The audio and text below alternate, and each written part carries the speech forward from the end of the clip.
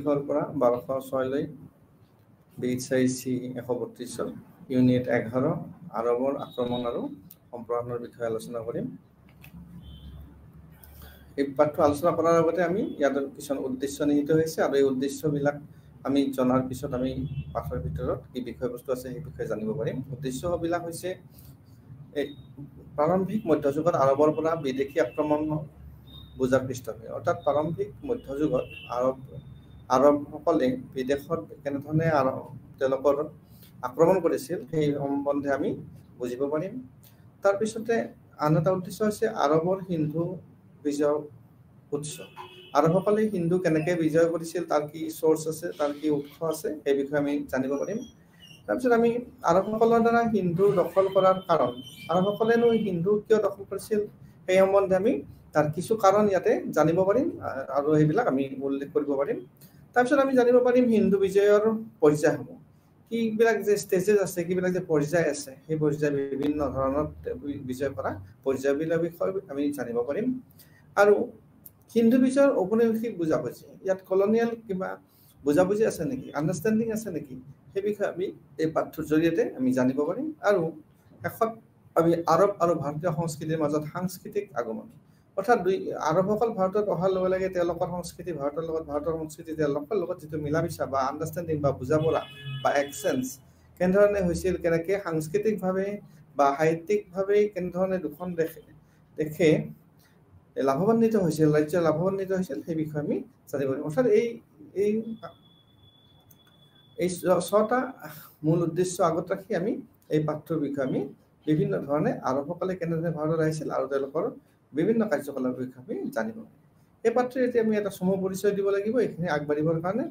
তো পৰিচয় হিচাপে আমি যিমানবিলাক পাঠ পঢ়িছোঁ এতিয়ালৈকে, তাত আমি সামাজিক, ৰাজনৈতিক, অৰ্থনৈতিক আৰু প্ৰাচীন ভাৰতৰ বিভিন্ন সাংস্কৃতিক দিশসমূহৰ বিষয়ে আলোচনা কৰিছোঁ। এতিয়া সময়ৰ অন্যান্য যিবিলাক বৈশিষ্ট্য আছে তাৰ ওপৰত আধাৰ কৰি আমি বা বুৰঞ্জীবিদসকলে ইয়াক প্ৰাচীন ইতিহাস বুলি অভিহিত কৰিছে, অৰ্থাৎ এইখিনি প্ৰাচীন ইতিহাসৰ ভাগতে অন্তৰ্ভুক্ত কৰা হৈছে। একেদৰে পৰৱৰ্তী সময়ৰ মধ্যযুগীয় বুলি ক'ব পাৰি আৰু প্ৰাচীনৰ পিছৰ সময়খিনিক আমি নিশ্চিতভাৱে মধ্যযুগ বুলি ক'ম। আৰু ইয়াৰ মধ্যযুগৰো ইয়াৰ নিৰ্দিষ্ট নিজা নিজা বৈশিষ্ট্য আছে আৰু সেইবাবে এই যুগটোক আমি মধ্যযুগ বুলি ক'ব লাগিব। ইয়াৰ পিছত ইছলামৰ উত্থান পশ্চিম এছিয়াত, আৰু তেওঁলোকৰ যে ইছলামৰ পশ্চিম এছিয়াৰ উত্থান হৈছিলে বা বিভিন্ন বিশ্বজুৰি যে মুছলিমৰ এটা প্ৰাৰম্ভিক কালৰ যিটো এটা সাধাৰণ মধ্যযুগত তেওঁলোকৰ শাসন চলিছিল, সেই বিষয়ে আমি পৰিচয় কৰাব পাৰিম এই পাঠটোৰ যোগেদি। এই গোটত আমি আৰু এনে এটা আন্তঃসম্পৰ্কীয় বিকাশ হৈছিলে যাক আমি অধ্যয়ন কৰিম, আৰু সেইটো হ'ল ভাৰতীয় যিখন উপমহাদেশ আছে তাত বিষয়ে আমি জানিব পাৰিম। এতিয়া 7ম আৰু 8ম শতিকাত ইছলামসকলৰ উত্থান হৈছিল বা তেওঁলোকৰ বিস্তাৰ হৈছিল বা প্ৰসাৰ হৈছিল, সম্প্ৰসাৰণ হৈছিল। কেনেকৈনো উত্থান হৈছিল, কেনেধৰণৰ প্ৰসাৰ হৈছিল, আমি সেই বিষয়ে জানো। আৰবসকলৰ আক্ৰমণ কৰিছিল আৰু তেওঁলোকৰ বিভিন্ন ৰাজ্য আক্ৰমণ কৰিছিল, আৰু ইছলাম ধৰ্ম 7ম শতিকাত আমি জানো যে মহম্মদৰ দ্বাৰা প্ৰতিষ্ঠা কৰা হৈছিল আৰু সম্প্ৰসাৰণ হৈছিল। মহম্মদৰ দ্বাৰা ইছলাম ধৰ্ম 7ম শতিকাত প্ৰতিষ্ঠা কৰা হৈছিল আৰু ইয়াক সম্প্ৰসাৰণ অৰ্থাৎ এক্সপানশ্যন কৰা হৈছিল, বিভিন্ন দেশলৈ, বিভিন্ন জেগালৈ, বিভিন্ন অঞ্চললৈ বিয়পি পৰিছিল। আৰু এই মহম্মদ আছিল এজন মক্কাৰ আৰবীয় ব্যৱসায়ী আছিল। তেওঁ তাত বিভিন্ন ধৰণৰ ব্যৱসায় বাণিজ্যৰ লগত জড়িত হৈছিল আৰু এই ধৰ্ম প্ৰতিষ্ঠা কৰিছিল 7ম শতিকাত। এই সময়ত আৰবৰ অঞ্চলত বাস কৰিছিল কেইবাটাও যুঁজাৰু বেদুইন জনজাতি, বহুতকেইটা জনজাতি বাস কৰিছিল, আৰু তেওঁলোকে পৌত্তলিক ধৰ্ম অনুসৰণ কৰি বহুতো দেৱতাক উপাসনা কৰিছিল, আৰু বহুতো তেওঁলোকে দেৱ দেৱতা আৰু পুতলা আইডলবোৰ উপাসনা কৰিছিল আৰু তেওঁলোকে পূজা কৰিছিল। কিন্তু তেওঁলোকে বিভিন্ন ধৰণৰ জনজাতি বিভিন্ন ধৰণৰ যুদ্ধতো লিপ্ত হৈছিল। তেওঁলোকে অৰ্থনৈতিক বা ধৰ্মীয় বিষয়ৰ লগত ইজনে সিজনৰ সৈতে নিৰন্তৰ কাজিয়া কৰিছিল, কাৰণ অৰ্থ হৈছে মূল বস্তু আৰু অৰ্থ আৰু ধৰ্ম সেই সময়তো আৰু আজিৰ দিনতো অৰ্থ আৰু ধৰ্মই মূল বিষয়বস্তু হৈছে আমাৰ। অৰ্থ নাথাকিলে দেশ উন্নত হ'ব নোৱাৰে। ঠিক তেনেকৈ ধৰ্মও এটা মানুহৰ জীৱন ধাৰণৰ এটা চাবিকাঠি, আৰু তাক লৈ পেলাই নিজে নিজৰ ধৰ্মক লৈ নিজক আগবঢ়াই লৈ গৈ থাকে। আৰু তাৰ মাজতে লগতে তেওঁলোকৰ নিৰন্তৰ কাজিয়া হৈছিল, অহৰহ কাজিয়া হৈছিল, অনবৰতে তেওঁলোকে বিভিন্ন ইছ্যু লৈ পেলাই কাজিয়া হৈছিল। আৰু অৱশ্যে যি মহম্মদে যিবিলাক শিক্ষা দিছিল এই আৰবীয় জনজাতিসকলক, আৰু তাৰ পৰা তেওঁলোকে তেওঁৰ এক ঈশ্বৰবাদী এটা ঈশ্বৰৰ সৈতে তেওঁ একত্ৰিত কৰিব পাৰিছিল। অৰ্থাৎ মহম্মদে তেওঁলোকক সেই মানুহখিনিক বুজাই বঢ়াই বিভিন্ন ধৰণে তেওঁলোকৰ অধীনত আনিবলৈ সক্ষম হৈছিল। আৰু সম্ভৱতঃ এইটোৱে আৰবৰ মহম্মদৰ আটাইতকৈ ডাঙৰ অৱদান আছিল। আৰবত মহম্মদে যিটো অৱদান বা কণ্ট্ৰিবিউশ্যন আগবঢ়াইছিল তাৰে ভিতৰত আটাইতকৈ ডাঙৰ অৱদানটো হৈছিলে যে এই মানুহখিনিক একত্ৰিত কৰিব পাৰিছিল তেওঁলোকে, আৰু এটা ধৰ্মৰ প্ৰতি তেওঁলোকক ঢাল খুৱাবলৈ সক্ষম হৈছিল, যিহেতু তাৰ আগতে তেওঁলোকে বিভিন্ন ধৰ্ম বা অৰ্থৰ কাৰণে কাজিয়া পেচালত লিপ্ত হৈছিলে। এই ঐক্য অনাৰ লগতে তেওঁ নতুন বিশ্বাসে ৰাজনৈতিক যথেষ্ট প্ৰভাৱ কৰিছিল, যিহেতু মানুহবিলাক ঐক্যবদ্ধ হৈছিল আৰু ৰাজনৈতিক লাভালাভ যথেষ্টভাৱে হৈছিল আৰু তেওঁলোকে প্ৰভাৱান্বিত কৰিছিল। আৰু ভৱিষ্যত যি মুছলমান ৰাজ্যসমূহ অৰ্থনৈতিক নীতি আছিল তাতো তেওঁলোকে বিশেষভাৱে লাভৱান আছিল। অৰ্থাৎ অৰ্থনৈতিক, ৰাজনৈতিক, ধৰ্মীয় সকলো ক্ষেত্ৰতে মহম্মদৰ অৱদান অনস্বীকাৰ্য। তাৰপিছতে তেওঁৰ যি মৃত্যু হ'ল, তেওঁৰ মৃত্যুৰ পিছত মুছলমানসকলৰ ৰাজনীতিত দ্ৰুত সম্প্ৰসাৰণ হ'ল, বিভিন্ন ধৰণে তেওঁলোকে এক্সপানশ্যন কৰিবলৈ আৰম্ভ কৰিলে। আৰু তেওঁলোকে আৰবৰ বাহিৰৰ উপদ্বীপত ৰাছুদ্দিন আৰু উমাইয়া খিলাফতৰ অধীনত হৈছিলে। মধ্য এছিয়াৰ পৰা মধ্যপ্ৰাচ্যত তেওঁলোকে তেওঁলোকৰ বিস্তাৰ কৰিবলৈ সক্ষম হৈছিল। উত্তৰত তেওঁলোকৰ সাম্ৰাজ্য বিস্তাৰ কৰিব পাৰিছিল। আফ্ৰিকা আৰু আটলাণ্টিকলৈকেও তেওঁলোকে আনকি সাম্ৰাজ্য বিস্তাৰ কৰিবলৈ সক্ষম হৈছিল। বিভিন্ন ধৰণৰ পণ্ডিতে বিভিন্ন ধৰণৰ মত পোষণ কৰে তেওঁলোকৰ সম্প্ৰসাৰণ বা তেওঁলোকৰ শাসনভাৰৰ বিষয়ে। কিছুমান পণ্ডিতে আৰু কয় যে এখন ৰাজ্যৰ ৰাজনীতি গঠনত আৰবৰ উপদ্বীপ আৰু ধৰ্মীয় একতা আৰু সংগ্ৰাম আটাইতকৈ বেছি আছিল। ধৰ্মীয় একতা বা সংগ্ৰাম, বিভিন্ন ধৰণৰ সংগ্ৰাম তেওঁলোকে লিপ্ত হৈছিলে। ইছলামিক খিলাফতৰ দ্বাৰা গঠিত এই সাম্ৰাজ্য আছিল প্ৰায় 13 নিযুত বৰ্গ কিলোমিটাৰ, অৰ্থাৎ 13 নিযুত বৰ্গ কিলোমিটাৰ অঞ্চল ধৰি আৱৰি বা সামৰি এই বিশাল সাম্ৰাজ্য গঠিত হৈছিল। গতিকে বৃহৎ অঞ্চল তেওঁলোকৰ অধীনত আছিল আৰু বৃহৎ অঞ্চলত তেওঁলোকে তেওঁলোকৰ শাসনভাৰ চলাই নিবলৈ সক্ষম হৈছিল। ইছলামক তেওঁলোকৰ ধৰ্ম আৰু নতুন সাম্ৰাজ্যৰ তেওঁলোকৰ ৰূপ দিছিল, তেওঁলোকে ৰূপত কৰিছিলে। আৰু তেওঁলোকে বিভিন্ন ধৰণৰ তেওঁলোকৰ লুটপাটৰ কথা আছিলে, বিভিন্ন ধৰণৰ সাম্ৰাজ্য বিস্তাৰ ক্ষেত্ৰত কাৰ্য ব্যৱস্থা হাতত লৈছিলে। আৰবসকলে বিভিন্ন জাতিৰ লোকৰ মাজত তেওঁলোকে বাস কৰিছিল, যাৰ ভিতৰত তেওঁলোকে যিবিলাক বিজয় হৈছিল আৰু এক শাসনিষ্ঠ সংখ্যালঘু তেওঁলোকে তাত গঠন কৰিবলৈ সক্ষম হৈছিল। অৱশ্যে যুদ্ধত ক্ৰমান্বয়ে সমাপ্তি আৰু অৰ্থনৈতিক জীৱনৰ বিকাশে যিটো যুদ্ধ লাহে লাহে সমাপ্তি হ'ব ধৰিলে, অৰ্থনৈতিক বিকাশ আৰম্ভ হ'ল, তাৰ গতিকে মানুহৰ জীৱনত এক নতুন প্ৰশাসক শ্ৰেণীৰ সৃষ্টি হৈছিল। ধৰ্মীয় ডিছক্ৰিমিনেশ্যনবিলাক কমিবলৈ, অৰ্থনৈতিক ডেভেলপমেণ্ট হ'ব ধৰিলে আৰু তাৰ ফলশ্ৰুতিত এটা নতুন শাসক শ্ৰেণীৰ সৃষ্টি হৈছিল। আৰু শাসক শ্ৰেণী অকল নহয়, আৰু ব্যৱসায়ীসকলক তেওঁলোকে নিয়ন্ত্ৰণ কৰিব সক্ষম হৈছিল, বা জাতি, ভাষা বা বৈষম্য আৰু যিটো জাতিগত এইবিলাকৰ মাজতো তেওঁলোকে প্ৰভাৱ বিস্তাৰ কৰিবলৈ সক্ষম হৈছিল। এই নতুন যিটো শ্ৰেণী এটা আৱিৰ্ভাৱ হৈছিল অৰ্থনৈতিক আৰু ধৰ্মীয় স্থবিৰতাৰ লগে লগে। এনেদৰে আৰব উপদ্বীপ মুছলমান জনসংখ্যা আৰু ইয়াৰ চাৰিওফালে বিয়পি আছিল। ঠিক তেনেদৰে মুছলমানসকলে বিভিন্ন আৰবৰ উপদ্বীপ আৰু অন্যান্য অঞ্চলতো তেওঁলোকে বিয়পিবলৈ সক্ষম হৈছিল। ভাৰতীয় উপমহাদেশত হিন্দুৰ বিজয় আছিল মুছলমান বিশ্বৰ দ্বাৰা সম্প্ৰসাৰণৰ এক প্ৰচেষ্টা। তেওঁলোকে বিভিন্ন ধৰণৰ প্ৰচেষ্টা কৰি পেলাই ভাৰতীয় উপমহাদেশক যিটো তেওঁলোকৰ অঞ্চললৈকে তেওঁলোকে সম্প্ৰসাৰণ কৰিবলৈ সক্ষম হৈছিল। তো এইবিলাক কথাৰ আমি বিৱৰণ বা সত্যাসত্য বা তথ্য আমি জানিবৰ কাৰণে আমি এটা বিশেষ ব্যৱস্থাৰ ফালে আগবাঢ়ি যাব লাগিব, আৰু যাক নেকি আমি চাচনামা বুলি আমি ক'ব পাৰোঁ। আৰু ইয়াতে বিভিন্ন ধৰণৰ কথাৰ বিষয়ে উল্লেখ আছে, এইখিনিৰ পৰা আমি জানিব পাৰিম।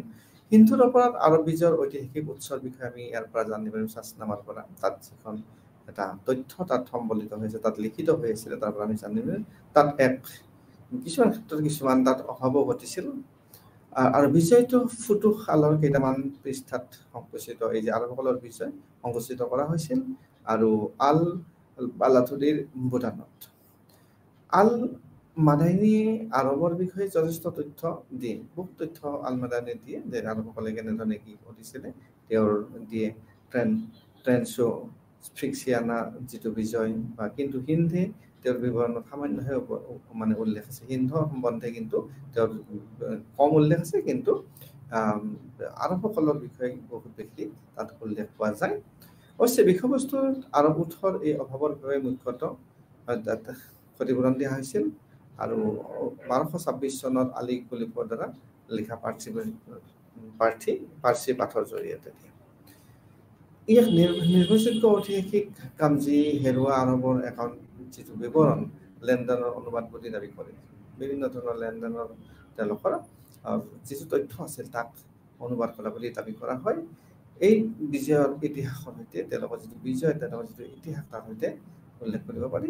শাস্ত্ৰবাদ বাবেহে এজনে দিব পাৰে সিন্ধু আৰবৰ আক্ৰমণৰ বিষয়ে বিতং তথ্য প্ৰদান কৰাৰ কৃতিত্ব। এই যে তথ্য প্ৰদান কৰিছে তাৰ কৃতিত্ব কিন্তু এই শাস্ত্ৰবাদ যে উল্লেখ থকাৰ কাৰণেহে আমি সেইবিলাক পাবলৈ সক্ষম হৈছোঁ। গতিকে সেই কৃতিত্ব আমি শাস্ত্ৰবাদে আমি দিব লাগিব।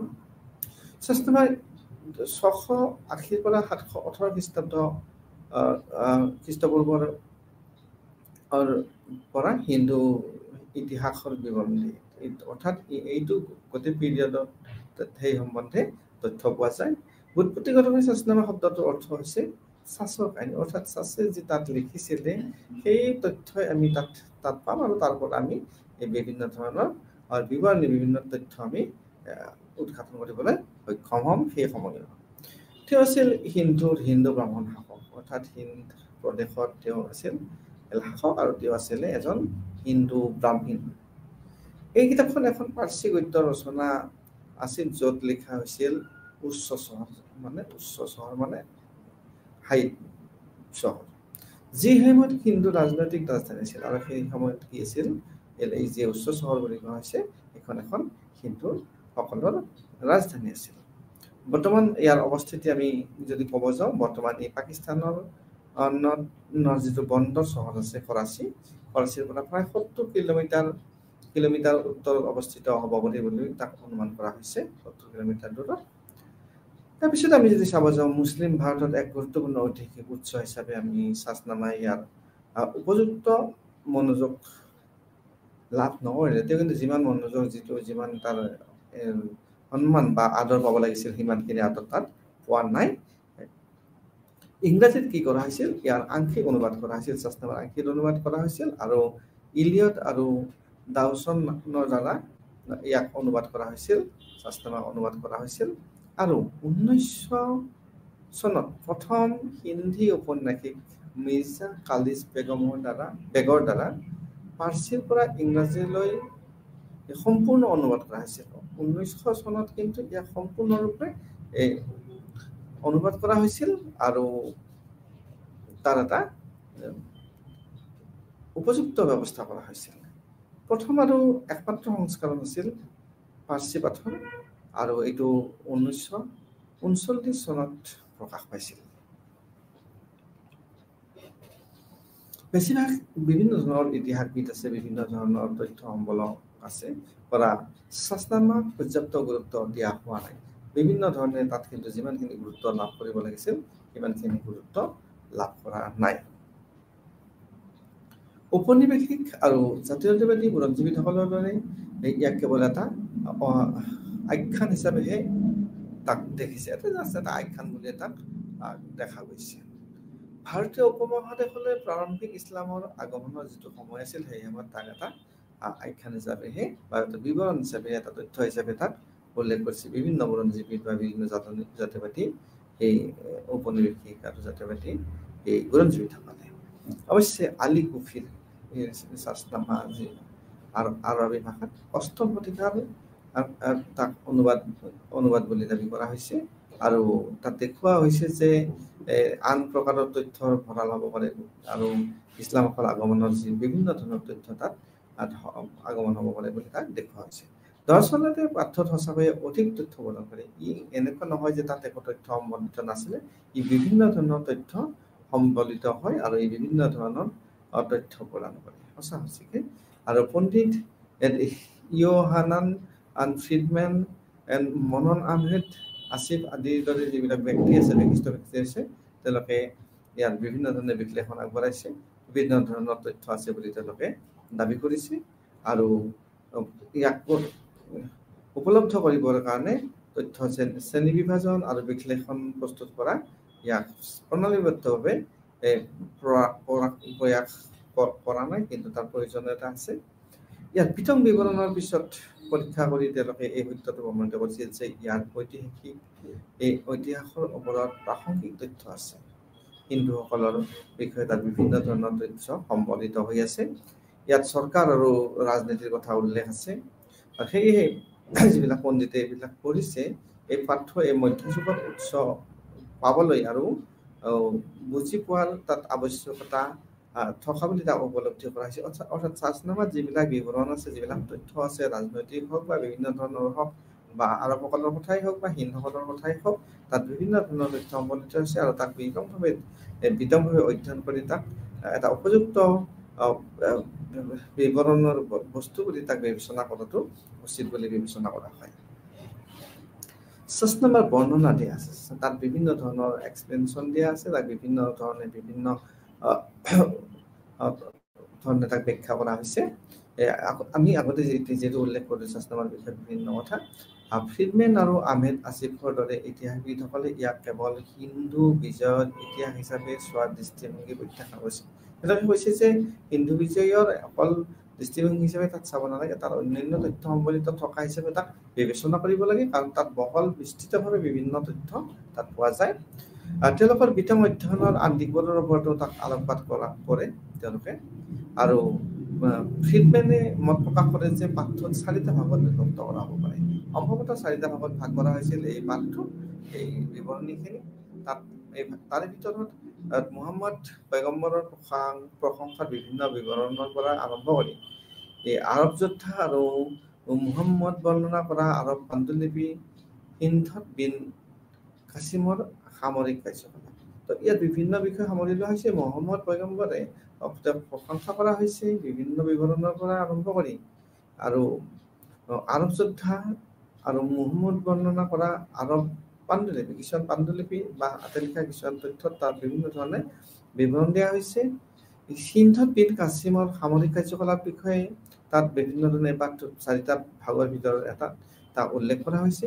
তাত উপৰিও ইয়াত আৰবৰ হিন্দু আক্ৰমণ বৰ্ণনা কৰিছে।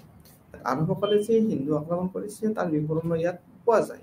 গতিকে এই পণ্ডিত বিশেষকে ক'ব গ'লে ফ্ৰিডমেনে মত প্ৰকাশ কৰিছে যে এই পাঠটোত 4টা ভাগত বিভক্ত কৰা হৈছে, আৰু এই 4টা ভাগত বিভিন্ন মুহাম্মদৰ কথাই হওক বা তাৰ পাণ্ডুলিপিৰ কথাই হওক বা হিন্দত বিন কাছিমৰ সামৰিক কাৰ্যকলাপ আৰু তাৰ উপৰিও আৰবৰ হিন্দু আক্ৰমণত তাক বৰ্ণনা তাৰ বিষয়ে তাত ক'ব পৰা যায়। ৰোজা চাচৰ পৰা আৰম্ভ কৰি ইয়াত কি কৰা হৈছে, তেওঁলোকৰ উত্তৰদায়ীসকলৰ বিষয়ে জটিল বিৱৰণ দিয়ে। আনকি তেওঁলোকৰ উত্তৰদায়ীসকলৰ বিষয়ে ইয়াত বিভিন্ন ধৰণৰ বিৱৰণ পোৱা যায়। ৰজা চাচৰ কথাটো পোৱা যায়, তাৰোপৰি আৰু উত্তৰাধিকাৰীসকলৰ বিষয়ে আমি ইয়াত বিভিন্ন ধৰণৰ তথ্য আমি পাব পাৰোঁ। এজন ৰজা হিচাপে চাচে এক সফল যিটো অৱস্থাৰ প্ৰতিষ্ঠা কৰিছিল, তেওঁ বিভিন্ন ধৰণৰ কৰিছিল আৰু তেওঁ সফলতাৰে তেওঁ নিজৰ কাৰ্যনিৰ্বাহ কৰিছিল। হিন্দু ফৰ্ট তেওঁ দখল কৰিছিলে বা চুক্তি স্বাক্ষৰ কৰি, আৰু বুদ্ধ আৰু হিন্দু বিষয়ৰ ওপৰত তেওঁ জয়লাভ কৰিবলৈ সক্ষম হৈছিল। তেওঁৰ নীতি, তেওঁৰ দক্ষতাৰ কাৰণে এইটো নীতি যিয়ে তেওঁৰ আক্ৰমণাত্মক, প্ৰতিৰক্ষামূলক আৰু সহনশীলৰ নিয়ন্ত্ৰণ আছিল। যিটো নীতি আছিল তাৰ আক্ৰমণাত্মক, প্ৰতিৰক্ষামূলক আৰু সহনশীল তাৰ নীতি আছিল। তেওঁ দীৰ্ঘদিন ধৰি হিন্দুৰ ওপৰত শাসন কৰিবলৈ সক্ষম হৈছিল, কাৰণ তেওঁৰ সক্ষম হোৱাৰ মূল কাৰণটোৱে হ'ল তেওঁৰ দক্ষতা, তেওঁৰ নীতি, তেওঁৰ যিটো আক্ৰমণাত্মকো হয়, তেওঁ প্ৰতিৰক্ষামূলকো হয় আৰু তেওঁ সহনশীল। এই গোটেইকেইটা তাত মিশ্ৰণ ঘটিছিল, আৰু তেওঁ সেইকাৰণে তেওঁ অধিক কালৰ কাৰণে তেওঁ দীৰ্ঘ সময়ৰ কাৰণে তাত শাসন কৰিবলৈ সক্ষম হৈছিল। অৱশ্যে তেওঁৰ এজন ভাল শাসক হিচাপে সফলতা তেওঁৰ যিটো পুত্ৰ দহৰ আৰু দৰ্শিয়া, এই দুইজনৰ মাজত উত্তৰাধিকাৰীৰ কাৰণে বিভিন্ন ধৰণৰ কাজিয়া হৈছিল, আৰু সেইবিলাক তাত বাতিল কৰা হৈছিল। পাছত দেখুওৱাৰ দৰে তাহাল ক্ষমতালৈ আহিছিল, তেওঁ ক্ষমতা পাবলৈ সক্ষম হৈছিল, আৰু সেয়া আছিল তেওঁৰ বিষয়ে আৰব বিদ্ৰোহী, জলদস্যু আৰু যুদ্ধ বাজসকলৰ হিন্দুলৈ স্বাগতম জনাইছিল। আৰব আক্ৰমণ আৰু সম্প্ৰসাৰণৰ অন্তিম বৰ্ণনাত কাছিমৰ পতনৰ বিষয়ে দীঘলীয়াকৈ আলোচনা কৰা হৈছিল। কাছিমৰ যে পতন হৈছিল তাৰ বিষয়ে ইয়াত শাস্ত্ৰমত উল্লেখ কৰা হৈছিলে। ইয়াত দেখুওৱাৰ দৰে তাহাঁতৰ কন্যাৰ দ্বাৰা হিংসা যৌন তাৰতম্যৰ অভিযোগ পোৱা গৈছিল আৰু তাৰপিছত বাগদাদৰ খালিফাৰ নিৰ্দেশত কাছিমক হত্যা কৰা হৈছিল, কাৰণ তেওঁলোকৰ ভিন্ন অভিযোগ আছিল আৰু এই অভিযোগৰ অভিযুক্ত বুলি বিবেচনা কৰি তেওঁক বাগদাদৰ খালিফাৰ নিৰ্দেশত তেওঁক হত্যা কৰা হৈছিল। আৰু যিটো পাঠৰ অন্তিম অংশত আছিল, ইয়াত বিভিন্ন ধৰণৰ আমি তথ্য পাবলৈ সক্ষম হওঁ আৰু সুশাসন, ভাল পৰামৰ্শ আৰু প্ৰয়োজনীয় ৰাজনৈতিক তত্ত্বৰ বিষয়বস্তু এক সফল ৰাজনীতিৰ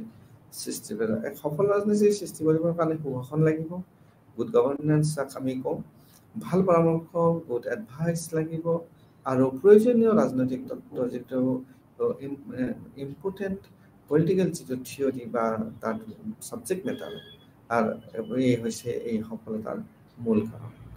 এই অংশত সামৰিক বাহিনীৰ আলোচনা, চাচ আৰু কাছিমৰ অভিযান, তেওঁলোকে বিভিন্ন ধৰণৰ অভিযান কৰিছিল, সামৰিক বাহিনীৰ তাৰ আলোচনা ডিছকাশ্যন সেই বিষয়েও উল্লেখ পোৱা যায়। আহমেদ আসিফে আৰু এজন বেলেগ ব্যক্তি তেওঁ মত পোষণ কৰিছিল যে ইয়াত এই যি শাস্ত্ৰনামাৰ কথা আমি কোৱা হৈছে, নীতি আৰু কৰৰ ওপৰত ভাষণ বা কামাণ্ডাৰসকলৰ মাজত ব্যক্তিগত কথোপকথন আৰু তেওঁলোকৰ ভৱিষ্যতবাণী আৰু তেওঁলোকৰ সপোন, বিভিন্ন ধৰণৰ তেওঁলোকৰ সপোন আছে, তেওঁলোকৰ ভৱিষ্যতবাণী আছে, তেওঁলোকৰ ব্যক্তিগত মতামত আছে আৰু তেওঁলোকে বিভিন্ন ধৰণে দিহা পৰামৰ্শ বা চৰ্চাৰ বিষয়ে তাত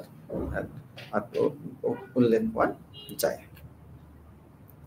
সিন্ধু বিজয়, তাৰপিছত আমি আহিম যে সিন্ধু বিজয় কেনেকৈ কৰা হৈছিল আৰবসকলৰ দ্বাৰা, সেই বিষয়ে আমি জানিব পাৰিম। দ্য কনকুৱেষ্ট অফ সিন্ধৰ বিজয়ৰ কথা আমি ইয়াত জানিব পাৰিম। এতিয়া কথাটো হ'ল, সিন্ধু অঞ্চলটো বৰ্তমান পাকিস্তানৰ দক্ষিণ পূব অঞ্চলত অৱস্থিত। এই সিন্ধু অঞ্চলটো তাত অৱস্থিত। ভাৰতীয় উপমহাদেশৰ পশ্চিম উপকূলত এই অঞ্চলটো এক দীঘলীয়া ইতিহাস আছে। ইয়াত এটা লং হিষ্টৰিকেল বেকগ্ৰাউণ্ড আছে আৰু তাত বিভিন্ন ধৰণৰ তথ্য, বিভিন্ন ধৰণৰ প্ৰক্ৰিয়াৰ বিষয়ে তাত জানিব পৰা যায়। প্ৰাচীন কালৰ পৰাই, অতীত কালৰ পৰাই ই বাণিজ্যৰ এটা কেন্দ্ৰবিন্দু আছিল। ব্যৱসায় বাণিজ্যৰ কাৰণে বিখ্যাত আছিল। তাত বিভিন্ন ধৰণৰ আৰু বাণিজ্যিক কেন্দ্ৰ স্থাপন কৰা হৈছিল। বিভিন্ন দেশৰ পৰা ব্যৱসায়ীসকল আহি তাত বাণিজ্য সম্পাদন কৰি আহিছে বা কৰি আছিল। আৰু ব্যৱসায়ীসকলে তেওঁলোকৰ ভাৰতীয় আৰু দক্ষিণ পূব এছিয়াৰ সৈতে সমকক্ষৰ সক্ৰিয় বাণিজ্য সম্পৰ্ক আছিল। যে এনেকুৱা নহয় যে এওঁলোকৰ বাণিজ্যিক অৱস্থা ভাল নহয়, তেওঁলোকৰ বাণিজ্যিক অৱস্থা ভাল নহয়, কিন্তু দুয়োফালৰ পৰা তাত সমকক্ষ একদম ষ্ট্ৰং যিটো কমাৰ্চিয়েল ৰিলেশ্যন বা কমাৰ্চ তাত কৰা হৈছিল, তাৰ এটা তেওঁলোকে অংশগ্ৰহণ কৰিছিল। তেওঁলোকে ভাৰতৰ পশ্চিম উপকূলীয় সাগৰীয় পথৰ সৈতে পৰিচিত আছিল। ভাৰতৰ লগত তেওঁলোকৰ আজিৰ কানেকশ্যন নহয়, বহুত আগৰ পৰাই কানেকশ্যন আছিল, যোগাযোগ আছিল আৰু পশ্চিম উপকূললৈ সাগৰীয় পথৰ সৈতে তেওঁলোকে অৰ্থাৎ সাগৰেৰে তেওঁলোকে যাতায়াত কৰিছিল আৰু সাগৰেৰে তেওঁলোকে ব্যৱসায় বাণিজ্য কৰিছিল আৰু সেই কাৰণে তেওঁলোকৰ এটা সক্ৰিয় সম্পৰ্ক বা সম্বন্ধ এটা বা পৰিচয় এটা আছিল। সঠিকভাৱে যদি আমি ক'বলৈ যাওঁ, তেতিয়া ব্যৱসায়ীসকলে চিৰাফ আৰু হৰমুজৰ পৰা পাৰ্চী উপসাগৰ যাত্ৰা কৰিছিল। সিন্ধুৰ যিটো অঞ্চল, সিন্ধুৰ মুখ অঞ্চললৈকে তেওঁলোকে আহিছিল আৰু তাৰ পিছত চেপেৰা আৰু কেম্বেলৈ আৰু তেওঁলোকে কি কৈছিল, তাৰপিছত মালাৱাৰ উপকূলৰ কালিকট আৰু অন্যান্য মণ্ডলে, ইমানবিলাক জেগাত তেওঁলোকৰ যোগাযোগ সংযোগ বা ব্যৱসায় বাণিজ্য সম্প্ৰসাৰণ আছিল আৰু তেওঁলোকে এইবিলাক সাগৰীয় পথেৰে তাত তেওঁলোকে যাত্ৰা কৰিছিল আৰু ইখন দেশৰ বা এইটো পৰ্টৰ পৰা আনটো পৰ্টলৈকে তেওঁলোকে অহা যোৱা কৰিছিলে। তেওঁলোকে আৰৱলৈ টিৰিং ঘূৰাই আনিছিল আৰু ভাৰতত যিবিলাক সম্পদ আছিল বা বিলাসী সামগ্ৰী আছিল আৰু সেইবিলাকৰ ভিতৰত যেনে সোণ, হীৰা, অলংকৃত মূৰ্তি ইত্যাদি যিবিলাক আইডল ইমেজেছ আছিলে, মানে মূৰ্তি আছিলে বা সোণ আছিলে, ৰূপ আছিল, সেইবিলাক তেওঁলোকে বিভিন্ন ধৰণে ভাৰতৰ পৰা লুটপাট কৰি বা জয় কৰি পেলাই তেওঁলোকে নিজৰ দেশলৈ লৈ গৈছিল। আৰু সেয়ে যিহেতু ভাৰতৰ দীৰ্ঘদিন ধৰি ইয়াৰ ধন সম্পদৰ বাবে বিখ্যাত আছিল আৰু যিহেতু ভাৰতৰ সেইকাৰণে প্ৰত্যেক বিদেশীৰে ভাৰতৰ ওপৰত চকু আছিল। ঠিক তেনেকৈ ইংৰাজৰো ভাৰতৰ ওপৰত চকু আছিল, যিহেতু ভাৰত চহকী দেশ আছিল আৰু তাৰ পৰা বিভিন্ন সময়ত বিভিন্ন দেশে বিভিন্ন ৰজাই ভাৰতৰ পৰা সোণ ৰূপ আদি কৰি অন্যান্য মূল্যৱান ধাতৱ সামগ্ৰী নিজ দেশলৈ কঢ়িয়াই লৈ গুচি গৈছিল আৰু ভাৰতৰ অৱস্থা যথেষ্ট তেওঁলোকে দুৰ্বল কৰি পেলাইছিল। সেয়েহে যিহেতু ভাৰতৰ দীৰ্ঘদিন ধৰি ইয়াৰ ধন সম্পদৰ বাবে বিখ্যাত আছিল, আৰবসকলে বিচাৰিছিল ইয়াক জয় কৰিব লাগে, জয় কৰিব লাগে, যিহেতু ৰিচ কাণ্ট্ৰিজ আছিল ৰিচোৰ্চৰ ফালৰ পৰা, ধন সম্পদৰ ফালৰ পৰা, সেইকাৰণে ভাৰতক তেওঁলোকে জয় কৰিব বিচাৰিছিল আৰু ভাৰতৰ সম্পদ আহৰণ কৰি তেওঁলোকৰ নিজৰ অৱস্থাত টনকিয়াল বা উন্নত কৰিবলৈ তেওঁলোকে বিচাৰিছিল। তেওঁলোকে ইছলামীকৰণৰ পিছত, ইছলামীকৰণৰ এটা পৰ্যায় আছিল, এটা ফেজ আছিল, তেওঁলোকৰ ধৰ্মান্তৰিত উৎসাহ আছিল, যিটোৱে প্ৰস্তুত কৰিছিল তেওঁলোকৰ মধ্যপ্ৰাচ্য, ইউৰোপ, আফ্ৰিকা আৰু এছিয়াৰ বহুতো অঞ্চল তেওঁলোকে অতিক্ৰম কৰিছিল আৰু সেইবিলাকত তেওঁলোকে প্ৰচাৰ আৰু সম্প্ৰসাৰণ কৰিবলৈ সক্ষম হৈছিল। ভাৰতীয় উপমহাদেশত হিন্দু উপকূলীয় চহৰসমূহত আৰবসকলে প্ৰৱেশ কৰিছিল আৰু খালিফা উমাৰৰ শাসনকালত 636 CE আৰম্ভণিতে সেইটো হৈছিল আৰু দ্বিতীয় নবীৰ উত্তৰাধিকাৰী আছিল তেওঁলোক। থানেৰ দৰে পিলিজিং অভিযান যিটো বম্বেৰ ওচৰত আছিল, সেইটো 638 CE চনত তেওঁ দীৰ্ঘদিন ধৰি অব্যাহত ৰাখিছিলে। অৱশ্যে এনে অভিযান কেৱল অভিযান লুণ্ঠনহে কৰি আছিল, বিজয়ৰ কথাটো তাত বিশেষভাৱে উল্লেখ কৰা হোৱা নাছিলে। তেওঁলোকে খালি নিজৰ লুণ্ঠনৰ কাৰণে এইবিলাক অভিযান কৰিছিল, এক্সপেডিশ্যন চলাইছিল আৰু বিভিন্ন সময়ত বিভিন্ন সা সামগ্ৰী লৈ গৈছিল ভাৰতৰ পৰা। প্ৰণালীবদ্ধ আৰব বিজয় উমাইয়া দলিল আল ৱালিদৰ ৰাজত্বকালত হৈছিল আৰু কেৱল 712 খ্ৰীষ্টাব্দতহে এইটো ঘটিছিল। এইটো তেতিয়া সিন্ধক মুছলমান সাম্ৰাজ্যৰ অন্তৰ্ভুক্ত কৰা হৈছিল আৰু তাৰপিছতে কিন্তু মুছলমান সাম্ৰাজ্যৰ ভিতৰত অন্তৰ্ভুক্ত হৈছিলে, তেওঁলোকৰ ভিতৰত সোমাই গৈছিল। মই আগতে উল্লেখ কৰিছোঁ যে ভাৰতীয় ধন সম্পদৰ গৰাকী হোৱাৰ আকাংক্ষাৰ লগতে আৰু কাৰণ আছিল হিন্দু বিজয়ৰ বাবে আৰবসকলে ইছলাম বিয়পাৰ আকাংক্ষা আছিল। তেওঁলোকে অকল ধন সম্পদে ভাৰতৰ পৰা লুটি লৈ যোৱা কথাটো নহয়, তেওঁলোকে ভাৰতত তেওঁলোকে ইছলামৰ যাতে প্ৰচাৰ প্ৰসাৰ বা সম্প্ৰসাৰণ কৰিব পাৰে, সেইটো এটা তেওঁলোকৰ আকাংক্ষা বা তেওঁলোকৰ এটা চিন্তাৰ ভিতৰত আছিলে, তেওঁলোকৰ এটা নীতিৰ ভিতৰত আছিলে।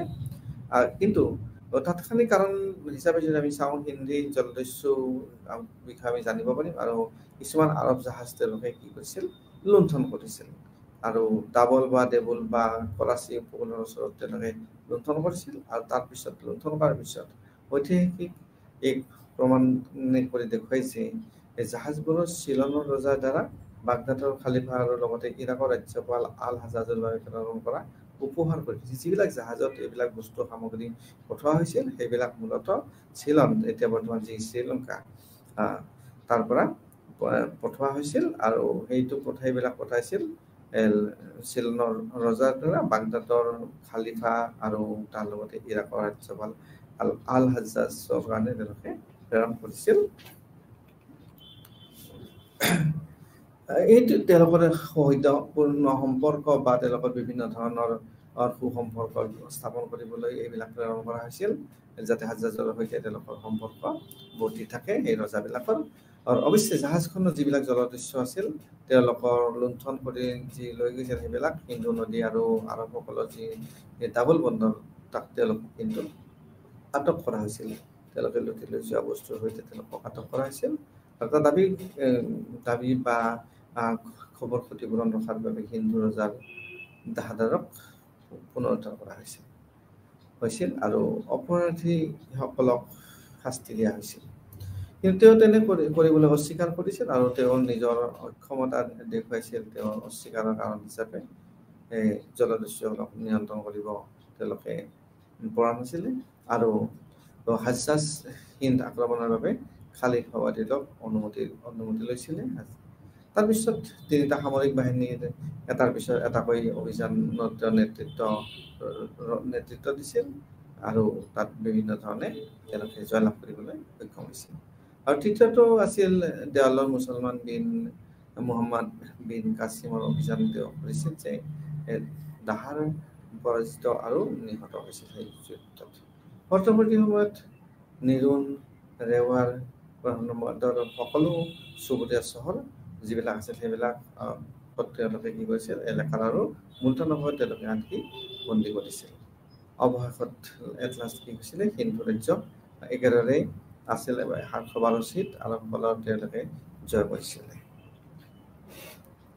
মুহম্মদ বিন কাছিম বিজয় আৰু তেওঁৰ অভিযানৰ বিষয়ে আমি জানিব পাৰিম। মুহম্মদ বিন কাছিমে কিনো বিজয় কৰিছিল বা তেওঁ কেনেধৰণৰ অভিযান চলাইছিল সেই বিষয়ে আমি জানিব পাৰিম। তেওঁ 13 বছৰীয়া উমাইয়াদ সেনাপতি আছিল। মুহম্মদ বিন কাছিম 13 বছৰীয়া উমাইয়াদ সেনাপতি আছিল আৰু তেওঁ যি হিন্দু বিজয়ৰ নেতৃত্ব আছিল, হিন্দু বিজয়ৰ ক্ষেত্ৰত তেওঁ সেই সময়ত তেওঁ নেতৃত্ব বহন কৰিছিল আৰু এই কিশোৰ যিজন কিশোৰৰ কথা কোৱা হৈছে মুহম্মদ বিন কাছিম, তেওঁ 17 বছৰীয়া উদাইয়ান সেনাপতি আছিল যি হিন্দু বিজয়ৰ নেতৃত্বত আছিল। এই কিশোৰৰ বিজয়ৰ আলেকজেণ্ডাৰৰ পদাঙ্ক অনুসৰণ কৰি ইণ্ডাছ অৱবাহিকাত এটা নতুন বিশ্বাস আৰু এক নতুন সংস্কৃতি কঢ়িয়াই আনিছিল নিবলৈ সক্ষম হৈছিল। তেওঁ ইয়াত উল্লেখ কৰা হৈছে যে 709 পৰা 711 বৰ্ষৰ ভিতৰত চাচানামা যেতিয়া ইৰাকৰ ৰাজ্যপাল হাজ্জাজ হিন্দুৰ বিৰুদ্ধে এটা অভিযানৰ মুৰব্বী কৰি তুলিছিল। কাছিম হাজ্জাজৰ ভতিজা আছিল তেওঁ আৰু এজন দক্ষ সেনাপতি হোৱাৰ বাবে তেওঁৰ খুৰাকে তেওঁক নিযুক্তি দিছিল তেওঁক মাক্ৰান সীমান্ত জিলাৰ মুৰব্বী হিচাপে তেওঁক নিযুক্তি দিয়া হৈছিল। তেওঁ বিজয়ৰ অভিযানত দিয়া হৈছিল সিন্ধুৰ দিশত তেওঁক বিজয় কৰাৰ ক্ষেত্ৰত অভিযান তেওঁক দিয়া হৈছিল আৰু হিন্দুৰ বিৰুদ্ধে কাছিমৰ অভিযানৰ সৈতে প্ৰস্তুত কৰা হৈছিল। বিভিন্ন ধৰণে সৰ্বাধিক তাত যত্ন লোৱা হৈছিল। তেওঁৰ বাহিনীৰ মেৰুদণ্ডত 6000 জন বন্দুকধাৰী আছিল আৰু সেইসকল আছিল চিৰিয়া আৰু অন্যান্য বিভিন্ন অঞ্চল বা দলৰ। চিৰাজ পৰিকল্পনাৰ আধাৰ আছিল তেওঁলোকৰ পূবৰ অভিযান আছিল, চিৰাজ পৰিকল্পনাৰ আধাৰ আছিল। তাৰপিছত হাজ্জাজৰ আদেশৰ অধীনত কাছিম তাত কেইবামাহ ধৰি থাকিবলগীয়া হৈছিল। আৰু সূত্ৰই দেখুওৱাৰ দৰে তেওঁলোকে যেনেধৰণে দেখাইছে যে ইণ্ডাছ অৱবাহিকা এজন ৰজাৰ দ্বাৰা শাসন কৰা হৈছিল আৰু এইটো কৰা হৈছিল কেতিয়া 8ম শতিকাত আৰু সেই ৰজাজনৰ নাম আছিল তাহাৰ। তেওঁ ৰজা চাচৰ পুত্ৰ আছিল আৰু উত্তৰাধিকাৰী আছিল। সাধাৰণতে পুত্ৰ থাকিলে উত্তৰাধিকাৰী হ'বই, তাৰে ভিতৰত ডাঙৰ সৰু কথা তাত জড়িত হৈ থাকে। আৰব বাহিনীয়ে এই অৱবাহিকা জয় কৰিব বিচাৰিছিল। আৰব বাহিনীৰ উদ্দেশ্য আছিল বা লক্ষ্য আছিল যে সেই অৱবাহিকা যাতে তেওঁলোকে জয় কৰিব নপাৰে। চাচনামাৰ মতে তেওঁ চাচৰ এক বিশাল সাম্ৰাজ্য আছিল মাৰ্কান আছিল চাচৰ এক বিশাল সাম্ৰাজ্য। কাশ্মীৰ নদীৰ পৰা এইবিলাক অঞ্চল বিস্তৃত আছিল, কিন্তু সেইটো তেওঁৰ পুত্ৰৰ দ্বাৰা শাসিত সিমান প্ৰসাৰিত নাছিল। পুত্ৰৰ দ্বাৰা ইমান প্ৰসাৰ সাধন কৰিবলৈ সক্ষম হোৱা নাছিল আৰু ইয়াত কেৱল নিম্ন হিন্দুসকল আছিল। তাত ব্ৰাহ্মণবাদ বা আৰোৰ দেৱাল আদি চহৰবোৰ অঞ্চলতে গঠিত আছিল। সেয়ে চাচৰ দ্বাৰা স্থাপিত বিশাল সাম্ৰাজ্য কেৱল তেওঁৰ জীৱনকাললৈকে ভৰ্তি থাকিব পাৰিছিল, কাৰণ তেওঁ তাত কিছুমান ত্ৰুটি থাকি গৈছিল আৰু সেইকাৰণে চাচৰ দ্বাৰা স্থাপিত যি বিশাল সাম্ৰাজ্য কেৱল তেওঁৰ জীৱনকালতহে ভৰ্তি থাকিছিলে, অন্যসকলে তাক ধৰি ৰাখিবলৈ সক্ষম হোৱা নাছিল। তাত বিভিন্ন নীতি বা আদৰ্শ বা পলিচিৰ কথা আছিলে। তাৰপিছত বিশেষকৈ আৰবৰ পিছত ইয়াক ৰজা জাহাৰৰ অধীনত এখন সৰু ৰাজ্যলৈ হ্ৰাস কৰা হৈছিল। যিটো ৰাখিব নোৱাৰে তাক সৰু ৰাজ্যলৈ হ্ৰাস কৰিবলৈ বাধ্য হৈছিলে। এজন সেনাপতি হিচাপে কাছিমে দেৱবল চহৰৰ ঘেৰাও কৰিছিল আৰু কি কৰিছিল সিন্ধাসৰ বদ্বীপত তেওঁ উপস্থিত হৈছিল আৰু তেওঁ ভূমিৰে তাত উপস্থিত হৈছিল। অতিৰিক্ত যুদ্ধ সামগ্ৰীবোৰ যিবিলাক তেওঁলোকৰ অতিৰিক্ত যুদ্ধ সামগ্ৰী আছিল আৰু সেইবিলাক তেওঁলোকে সাগৰীয় পথেৰে তেওঁলোকৰ ওচৰলৈকে আনিছিল।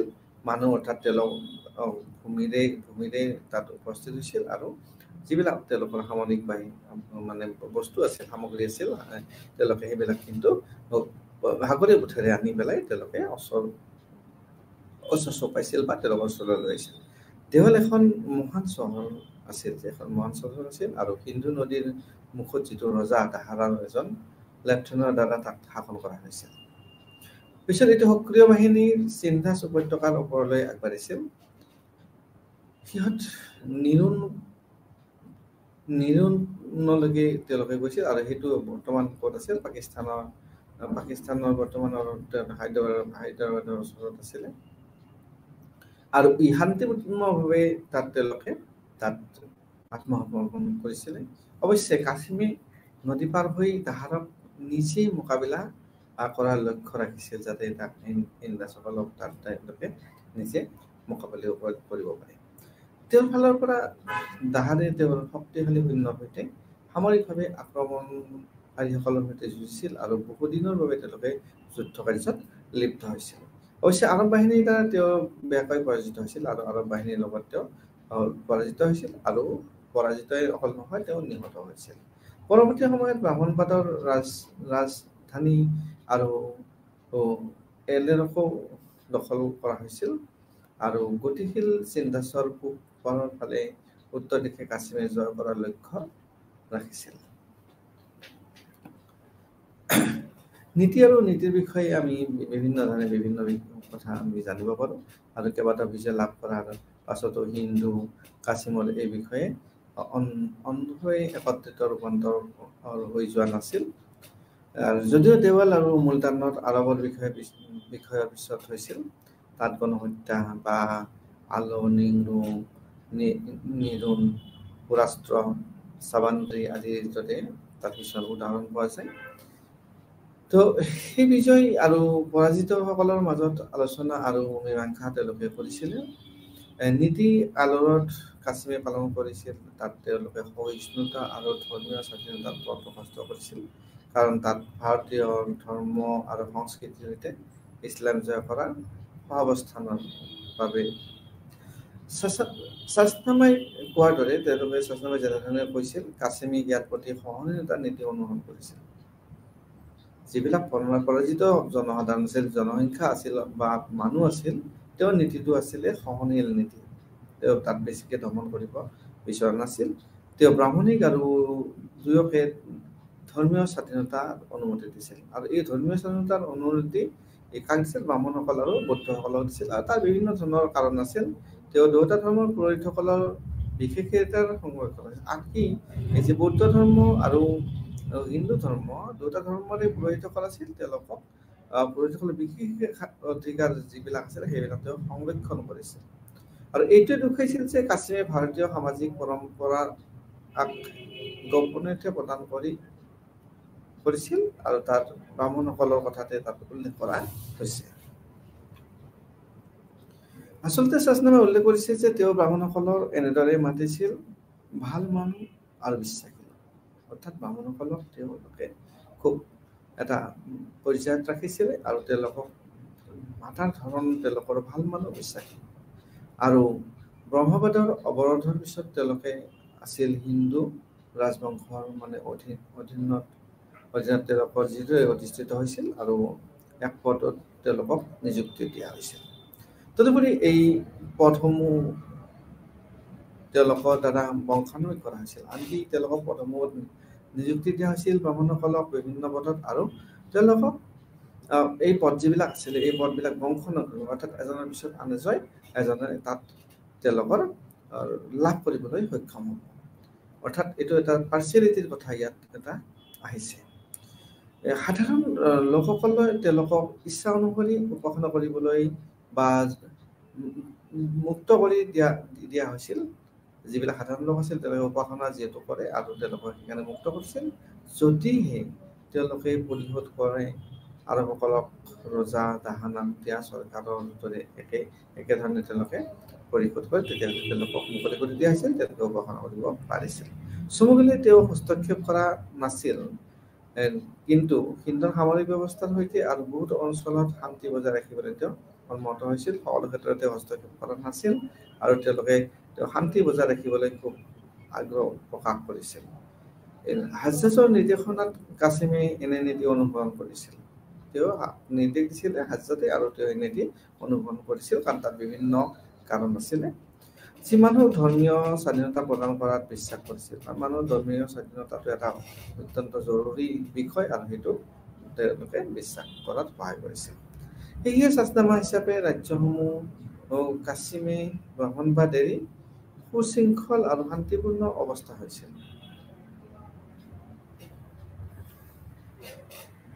মহম্মদ বিন কাছিমৰ মৃত্যু। মহম্মদ বিন কাছিমৰ মৃত্যু হ'ল আৰু মৃত্যু হোৱাৰ লগে লগে বিভিন্ন পৰিৱৰ্তন আহিবলৈ ধৰিলে সেইবিলাক সাম্ৰাজ্যত। এজন বীৰ সেনাপতি আছিল আৰু তেওঁৰ সমাপ্তি অতি দুখজনক সমাপ্তি হৈছিলে। আৰু তেওঁৰ অন্তিম যাত্ৰা সম্পৰ্কে বিভিন্ন ধৰণৰ বৰ্ণনা আছে, বিভিন্ন বাদ বিবাদ আছে। শাসনামাই তেওঁৰ ৰজা দহৰৰ মৃত্যুৰ বাবে দুগৰাকী কুমাৰী কন্যাক দায়ী কৰিছিল আৰু খালিফালৈ পঠোৱা পৰ্জা দেৱী আৰু পালমাল দেৱী নামৰ দুজনী ছোৱালী তেওঁলোকৰ মৃত্যুৰ পিছত ৱাহিদ যুদ্ধবন্দী হিচাপে তেওঁলোকক ৰাখিছিলে। তেওঁলোকৰ দেউতাকৰ মৃত্যুৰ প্ৰতিশোধ হিচাপে তেওঁলোকৰ কাছিমৰ ওপৰত তেওঁলোকে উলংঘা কৰাৰ অভিযোগ উত্থাপন কৰিছিল আৰু তাত বিভিন্ন ব্যৱস্থা ৰখা হৈছিলে। কাছিমে নিজকে গৰুৰ ছালত বপন কৰাব লাগিছিলে আৰু খালিফালৈ প্ৰেৰণ কৰা লাগিছিলে। তেওঁৰ মৃত্যুৰ পিছত যেতিয়া তেওঁৰ শৰীৰটো ধুই পেলাই দেখুওৱা হৈছিল, যিসকলে তেওঁলোকৰ দেউতাকক হত্যা কৰাৰ বাবে কাছিমক এভেঞ্জ কৰাৰ সত্যতা প্ৰকাশ কৰিছিল আৰু তেওঁলোকৰ যিটো পৰিয়াল ধ্বংস কৰা হৈছিল। পৰৱৰ্তী সময়ত আনকি তেওঁলোকৰ খালিফা মৃত্যুদণ্ড দিয়া হৈছিল। বালাথুৰে দাবী কৰে যে তেওঁৰ সমাপ্তি সমসাময়িক ৰাজনৈতিক পৰিস্থিতিৰ সৈতে সম্পৰ্কিত আছিল আৰু আৰৱ সাম্ৰাজ্য আৰু খালিফা চুলাইমানৰ প্ৰতিক্ৰিয়াৰ সৈতে আন্তঃসংযোগ আছিল, যি 715 চনত তেওঁৰ ভায়েক ৱালিদৰ উত্তৰাধিকাৰী আছিল। খালিফাৰ অন্ধ অনুগামী হিচাপে ৱালিদ হাজ্জাজে তেওঁৰ ভায়েক চুলাইমানৰ বিৰুদ্ধে তেওঁক সমৰ্থন কৰিছিল। ৱালিদে খেলিছিল চুলাইমানৰ উত্তৰাধিকাৰীক দাবীক তেওঁক নিযুক্তি দি আঁতৰাই ৰখাৰ ধাৰণাৰে। তাৰ পৰৱৰ্তী পুত্ৰ আৰু হাজ্জাজে ৱালিদৰ এই পৰিকল্পনাক সমৰ্থন কৰিছিল। এনেদৰে চুলাইমানে তেওঁৰ উত্তৰাধিকাৰীৰ অধিকাৰৰ পৰা বঞ্চিত হৈছিল আৰু ই তেওঁক খঙাল কৰি তুলিছিল, বিশেষকৈ বাগদাৰৰ শক্তিশালী এই ৰাজ্যপালৰ বিৰুদ্ধে। যেতিয়া চুলাইমান ক্ষমতালৈ আহিছিল তেতিয়া হাজ্জাজিদ বিৰোধী প্ৰতিক্ৰিয়া আৰম্ভ হৈছিল আৰু মুহাল্লা বাইটছ তেওঁৰ বিশ্বাসী সেৱক হিচাপে আছিল। এই প্ৰক্ৰিয়াই হাজ্জাজক আটাইতকৈ কম প্ৰভাৱিত কৰিব পাৰিছিলে, কিয়নো তেওঁৰ ইচ্ছা অনুসৰি তেওঁৰ খালিফা ৱালিদৰ অলপ আগত মৃত্যুবৰণ কৰিছিল।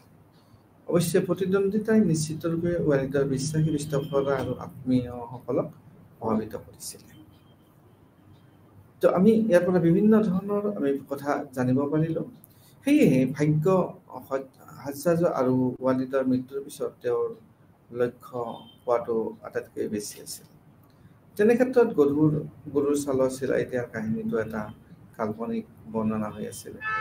জনপ্ৰিয় কথা অনুসৰি সম্ভৱতঃ তেওঁ হিন্দু চৰকাৰত তেওঁৰ উত্তৰাধিকাৰী ইয়াজিদ বিন কাবছা আছাব কাছিয়ে গ্ৰেপ্তাৰ কৰিছিল আৰু আৰববাদৰ অধিৰাজ্য বঢ়োৱাৰ বাবে 4 বছৰ দুঃসাহসিক অভিযানৰ পিছত আৰু ইছলাম কাছিমৰ ব্ৰিটিছৰ কাৰাগাৰৰ ভিতৰত তেওঁক ৰখা হৈছিল। ইয়াতে তেওঁক ৰখা হৈছিল হাজ্জাজ আন আত্মীয়সকলৰ সৈতে একেলগে আৰু 715 খ্ৰীষ্টাব্দত তেওঁক অত্যাচাৰ কৰি হত্যা কৰা হৈছিল। আৰব প্ৰশাসনৰ এডমিনিষ্ট্ৰেশ্যনৰ কথালৈকে আমি আহিছোঁ। আৰবসকলে কেনেধৰণে প্ৰশাসন যন্ত্ৰ চলাইছিল, কেনেকৈ আগবঢ়াই লৈ গৈছিল। তেওঁলোকে যেতিয়া জয় লাভ কৰিছিল, হিন্দু অঞ্চলটো আৰব প্ৰকাৰৰ প্ৰশাসন দেখিছিল। হিন্দু অঞ্চলতো যিটো জয় কৰিছিল, তেওঁলোকে আৰবত যেনেধৰণে প্ৰশাসন চলিছিল ঠিক তেনেধৰণৰ প্ৰশাসন হিন্দু অঞ্চলতো দেখিবলৈ পোৱা গৈছিল। আৰু আনটো তেওঁলোকৰ জয় কৰাৰ অঞ্চলবোৰত আৰবৰ বিজয়ীসকলে এই একেই আৰ্হি ৰখা হৈছিল। পণ্ডিতসকলে অনুমান কৰিছিল যে প্ৰশাসনৰ এই আদি পৰৱৰ্তী প্ৰণালীবোৰতকৈ অধিক উদাৰ আছিল। অৰ্থাৎ তেওঁলোকৰ যিবিলাক প্ৰশাসনিক এডমিনিষ্ট্ৰেটিভ ব্যৱস্থা আছিল এইবিলাক পৰৱৰ্তী কালতকৈ তাৰ বেছি উদাৰ আছিল, অৰ্থাৎ লিবাৰেল আছিল, লেনিয়েণ্ট আছিল। ইয়াৰ মুখ্য কাৰণ আছিল যে আগৰ শতিকাত ইছলামিক আইন যিটো স্কুলৰ পৰৱৰ্তী শতিকাৰ দৰে কঠোৰ নাছিল। আগত যিমান কঠোৰ আছিল পৰৱৰ্তী সময়ত সিমান কঠোৰ আছিল। একে কাৰণ পৰৱৰ্তী শতিকাত সমগ্ৰ বিশ্বৰ মুছলমান শাসকসকলৰ তুলনামূলকভাৱে অধিক কঠোৰ হোৱা দেখা গৈছিল। কিন্তু পৰৱৰ্তী কালত কিন্তু তেওঁলোকক আগত যেনেকৈ ইমান কঠোৰ নাছিল, পিছত কিন্তু কঠোৰ হোৱা দেখিবলৈ পোৱা গৈছিল। প্ৰশাসনৰ ক্ষেত্ৰত তুৰ্কী বা মোগলৰ ঘটনা দ্বাদশৰ পৰা অষ্টাদশ শতিকাৰ ভিতৰত ভাৰতত যিবিলাক নিয়ম আছিল এই ধাৰাৰ উদাহৰণ আমি উল্লেখ কৰিব পাৰোঁ। ইয়াৰ বিপৰীতে যদি আমি ক'ব যাওঁ, মধ্যযুগৰ প্ৰাৰম্ভিক সময়ত আৰৱ শাসন অধিক নৰম আৰু নমনীয় আছিল। যি মধ্যযুগৰ যিটো প্ৰাৰম্ভিক সময় আছিল আৰৱৰ শাসন অধিক নৰম আৰু নমনীয় আছিল বুলি তাত কোৱা হৈছে। আৰৱ বিজয় বা বিজয়ীসকলৰ স্থানীয় অনুশাসনবোৰ বাধাহীনভাৱে ৰখাৰ এক সাধাৰণ নীতি অনুসৰণ কৰিছিল। স্থানীয় মুৰব্বীসকলৰ হাতত যিসকল বেছিভাগ অমুছলমান আছিল, তাৰপিছতে এনেদৰে ধৰণৰ নিষ্পত্তি বা ব্যৱস্থা তাহাৰৰ বিৰুদ্ধে জয়লাভ কৰাৰ পিছত নিৰ্মাণ কৰিছিল ব্ৰহ্মবাদ নামেৰে জনাজাত আছিল। ইয়াত মুখ্যতঃ হিন্দুসকলৰ কিতাপখনৰ যি কিতাপ জনসাধাৰণ বা জিনিছ, যিটো যে আমি সুৰক্ষিত বুলি কওঁ, হিচাপে ব্যৱহাৰ কৰা হৈছিলে। এই বসতিটো মুখ্যতঃ আছিল খালিফাৰ নিৰ্দেশনাত হাজ্জাজৰ কাম বুলি বিবেচনা কৰা হৈছিল। ইয়াত উল্লেখ কৰা হৈছিল যে যিহেতু জিনিছে খালিফাৰ কৰ পৰিশোধ কৰিবলৈ সন্মত হৈছিল, তেওঁলোকক পৈশ্যজনৰ অধীনত তেওঁলোকক সুৰক্ষা লোৱা হৈছিল। আৰু তেওঁলোকে তেওঁলোকৰ বিশ্বাস আৰু উপাসনাত তেওঁলোকৰ নিজৰ দেৱতা অনুসৰণ কৰিবলৈ অনুমতি দিছিল। অৰ্থাৎ বামুণসকলক এনেকৈ বঞ্চিত কৰা হোৱা নাছিল, তেওঁলোকৰ প্ৰশাসনিক ব্যৱস্থাৰ ভিতৰতে আছিলে আৰু অনুমতি প্ৰদান কৰা হৈছিল তেওঁলোকে যাতে তেওঁলোকৰ দেৱতাক উপাসনা কৰিব পাৰে। এনে ঘোষণা মূলতঃ তাৰ কাৰণ আছিলে যে ব্ৰাহ্মণবাদৰ লোকসকলৰ পৰা তেওঁলোকৰ মন্দিৰ মেৰামতি কৰিবলৈ আৰু তেওঁলোকৰ ধৰ্ম অনুশীলন কৰিবলৈ অনুৰোধ কৰা হৈছিল আৰু ইয়াৰ ফলাফল আছিল। কাছিমলৈ এই অনুৰোধ হাজ্জাজলৈ প্ৰেৰণ কৰা হৈছিল। ইয়াৰ ওপৰত খালিফাৰ পৰামৰ্শ দিছিল আৰু পিছতে সহনশীলতাৰ এক নীতি গ্ৰহণ কৰা হৈছিল, যাৰ ফলত হাজ্জাজ আৰু কাছিমে নিষ্ঠাৰে আগবাঢ়ি গৈছিল। কাৰণ সহনশীলতা এটা ডাঙৰ প্ৰশাসনীয় ব্যৱস্থাৰ ভিতৰত পৰে। আৰু হিন্দু যিটো বিজয় হৈছিল, ইয়াক এটা বিজয় ফলাফল অবিহনে এটা বিজয় বুলি কোৱা হৈছিল। এই যিটো বিজয়, তাত কোনো ফলাফল অবিহনে বিজয় হৈছিল। ইয়াত কোনো ধৰণৰ ইমান প্ৰভাৱ বিস্তাৰ কৰিবলৈ সক্ষম হোৱা নাছিল। হিন্দুৰ আৰৱ বিজয়ৰ ফলাফল অবিহনে এক বিজয় হিচাপে ষ্টেনলি লেন পুল, এলফিনষ্টেন আদিৰ দৰে পণ্ডিতসকলে কোৱাটো দেখিবলৈ পোৱা যায়। ইয়াত বিভিন্ন ধৰণৰ ইতিহাস, বিভিন্ন ধৰণৰ পৰিঘটনা জড়িত হৈ আছে। আমি যদি চাব যাওঁ, এই বিজয় তেনেধৰণৰ কোনো বিশেষ যুদ্ধ বিগ্ৰহ বা হিংসা নাছিলে আৰু এইটো এটা যুদ্ধ বা তাত এটা ফলাফল নোহোৱা ধৰণৰ এটা বিজয় দেখিবলৈ পোৱা গৈছিল। আৰু আৰৱসকলে বিজয় ভাৰতীয় উপমহাদেশত ইয়াৰ ইতিহাসৰ ওপৰত কোনো প্ৰভাৱ বা ফলাফল অবিহনে আছিল। যে আমি দেখিলোঁ যে এইটো আমি ক'ব পাৰোঁ যে আৰৱসকলৰ বিজয় ভাৰতীয় উপমহাদেশ ইয়াত ইতিহাসৰ ওপৰত কোনো প্ৰভাৱ বা ফলাফল অবিহনে ঘটিছিল বা আছিল। ইয়াৰ ৰাজনৈতিক বা সামাজিক পৰিস্থিতিত ভাৰতৰ বাকী অংশ প্ৰভাৱিত কৰিব নোৱাৰিলে। অৰ্থাৎ ই হিন্দ অঞ্চলতে তাৰ সীমাবদ্ধতা থাকিলে, ই আগবাঢ়ি ইমান যাব নোৱাৰিলে, ই সীমাবদ্ধ হৈ থাকিল। ইয়াৰ সামৰিক পৰিস্থিতিত ভাৰতৰ বাকী অংশত প্ৰভাৱিত কৰিব নোৱাৰিলে।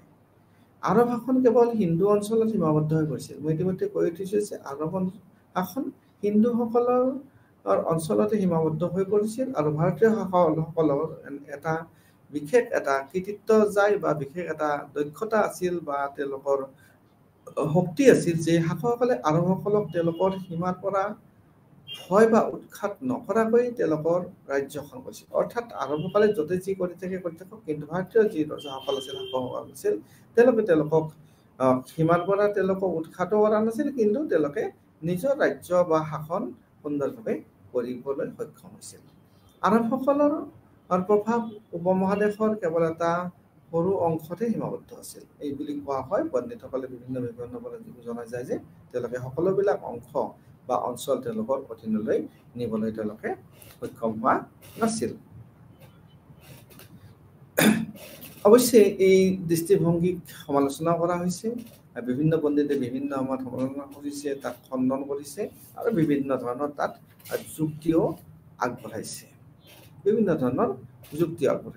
বিভিন্ন চৰ্চ, বিভিন্ন উৎসৰ পৰা পোৱা গৈছে বা দেখা গৈছে যে মহম্মদ বিন কাছিম এজন যোদ্ধাৰ দৰে এজন প্ৰশাসক আছিল। তেওঁ এজন যোদ্ধা, তেওঁ এজন প্ৰশাসক আছিল, সুন্দৰ প্ৰশাসক আছিল, তেওঁ এজন যোদ্ধা আছিল। তেওঁৰ বিজয়ৰ পিছত তেওঁ যেতিয়া বিজয় কৰিছিল, তেওঁ আইন আৰু শৃংখলা বজাই ৰাখিছিল। এই অঞ্চলবিলাকত তেওঁ আইন শৃংখলা সুন্দৰভাৱে ৰখাইছিল আৰু মুছলিম শাসন ভাল প্ৰশাসনৰ অধীনত ৰখাত তেওঁ বিশ্বাস কৰিছিল আৰু তেওঁলোক শান্তি শৃংখলা বজাই ৰাখিছিল আৰু তেওঁ মুছলিম হিচাপে প্ৰশাসন তাত কৰিব বিচাৰিছিল। তেওঁৰ খুৰা হাজ্জাৰৰ যিটো সক্ষম নিৰ্দেশনাৰ অধীনৰ পৰা তেওঁ কি কৰিছিল, পৰাজিত যিবিলাক জনসাধাৰণ আছিল, সামাজিক, সাংস্কৃতিক আৰু ধৰ্মীয় স্বাধীনতা তেওঁলোকক কিন্তু দিছিল। তেওঁলোকক এইবিলাক স্বাধীনতাৰ পৰা বঞ্চিত কৰা হোৱা নাছিল। ইছলামিক আইনক সংহিতাবদ্ধ কৰা, কঠোৰ কৰা বা সময়লৈকে আইডলেটাৰৰ বাবে ব্যৱস্থা কৰি দিয়া হৈছিল। তেওঁ স্থানীয় সামাজিক ৰীতি নীতি আৰু পৰম্পৰা অক্ষুণ্ণ ৰাখি ৰাজনীতি কৰিছিল কৌশলভাৱে, তেওঁ কৌশলগতভাৱে। তেওঁ অমুছলমানসকলক বলপূৰ্বক ৰূপান্তৰ কৰা নাছিল, তেওঁ ফ'ৰ্চফুল কনভাৰ্চন কৰা নাছিলে আৰু জাতি ব্যৱস্থাৰ আদি সামাজিক এই প্ৰতিষ্ঠানবোৰো তেওঁ শেষ কৰা নাছিলে আৰু জাতিটো এনেদৰেই অস্পৃশ্য হৈ আছিল আৰু আগৰ দৰে প্ৰণালীটো তেওঁ অনুসৰণ কৰা হৈছিলে। এনেধৰণৰ প্ৰথাৰ প্ৰচলনে ভাৰতীয়সকলৰ যিটো আভ্যন্তৰীণ দুৰ্বলতা, সামাজিক আৰু ৰাজনৈতিক ব্যৱস্থাৰ বাবে আৰব আৰু মুছলমান বিশ্বই দেখুৱাইছিল। সেয়ে এইবোৰৰ সামাজিক বিভাজনত তেওঁলোকে তেওঁলোকৰ নিজৰ সুবিধাৰ বাবে ব্যৱহাৰ কৰিছিল। তেওঁলোকৰ নিজৰ সুবিধাৰ বাবে বিভিন্ন ধৰণৰ ডিভিজন আনিছিলে। নিঃসন্দেহে আমি ক'ব পাৰোঁ যে আৰব আক্ৰমণে ৰাজনৈতিক গঠনত কোনো প্ৰভাৱ পেলাব নোৱাৰিলে, তেওঁলোকে কোনো ধৰণৰ প্ৰভাৱ বিস্তাৰ কৰিবলৈ সক্ষম নহ'ল তেতিয়া ভাৰতৰ অঞ্চল। কিন্তু ই নিশ্চিতভাৱে ইয়াৰ যিটো সামাজিক দুৰ্বলতাৰ বিষয়ে ভাল দৃষ্টিভংগী তেওঁলোকে দিছিল আৰু এইবোৰ কেইশ বছৰৰ পিছত আক্ৰমণকাৰীসকলে ব্যৱহাৰ কৰিছিলে। তাৰপিছত আমি যদি চাব যাওঁ, ভাৰতৰ আৰু আৰব সংস্কৃতিৰ মাজত সাংস্কৃতিক অন্তৰ্নিহিতই দেখুৱাইছিল। সাহিত্য, ঔষধ, গণিত আদিৰ ক্ষেত্ৰত বিশেষ অৰিহণা যোগাইছিল। জ্যোতিৰ্বিজ্ঞান ইত্যাদিৰ দৰে অন্যান্য বিভিন্ন ক্ষেত্ৰত ইয়াৰ প্ৰভাৱ আছিল। বৌদ্ধিক পৰ্যায়ত যিটো আমাৰ নলেজৰ ক্ষেত্ৰত আমি পোৱা যাওঁ, এনে সম্পৰ্কৰ ফলত পাৰস্পৰিক বিকাশ আৰু দুয়োটা সংস্কৃতিৰ বিকাশ হৈছিল। বৌদ্ধিক ফালৰ পৰা ভাৰতীয়সকলৰ অধিক আদৰ পোৱা গৈছিল, তাত তেওঁলোকে অধিক উন্নত ধৰণৰ তেওঁলোকে বিকাশ কৰিবলৈ সক্ষম হৈছিলে, সাংস্কৃতিক বিকাশ কৰিবলৈ সক্ষম হৈছিল, বৌদ্ধিক বিকাশ কৰিবলৈ সক্ষম হৈছিল।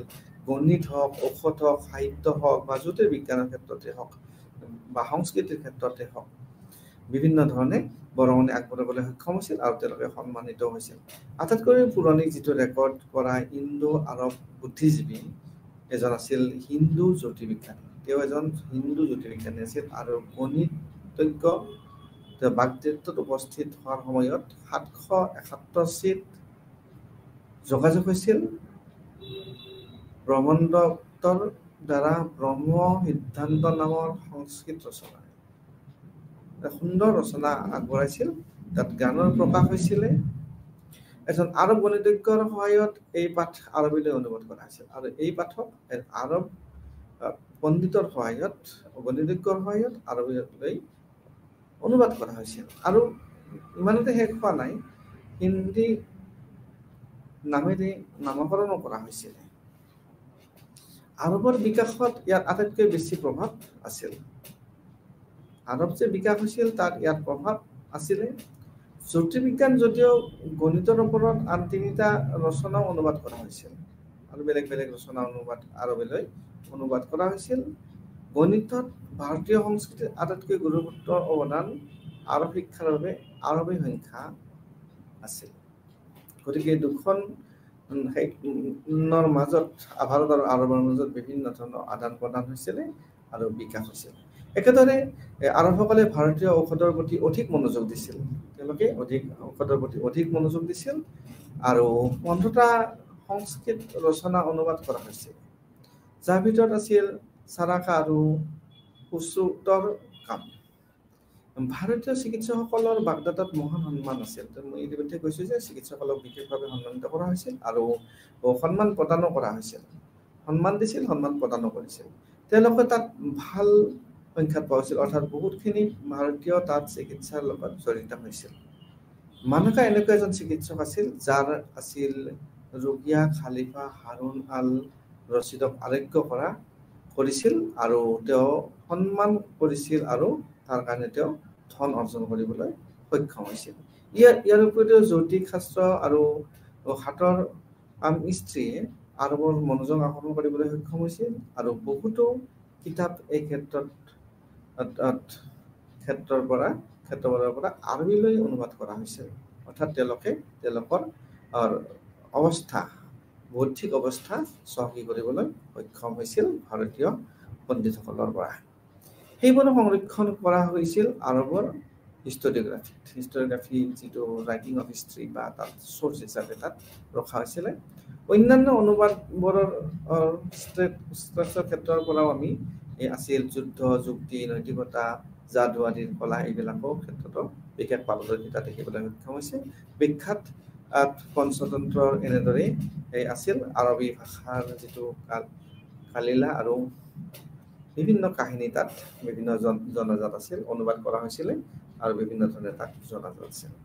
অনুবাদ নকৰিলেও আৰবী সংগীতৰ ওপৰতো ভাৰতীয় সংগীতে যথেষ্ট প্ৰভাৱ বিস্তাৰ কৰিছিল আৰু তেওঁলোকে প্ৰভাৱিত হৈছিল।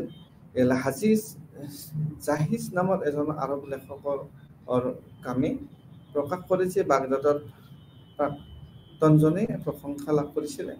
তেওঁ মানুহৰ সংগীত বুলি কৈছিল আৰু ভাৰতীয় উপমহাদেশক আনন্দদায়ক বুলি তেওঁলোকে কৈছিলে।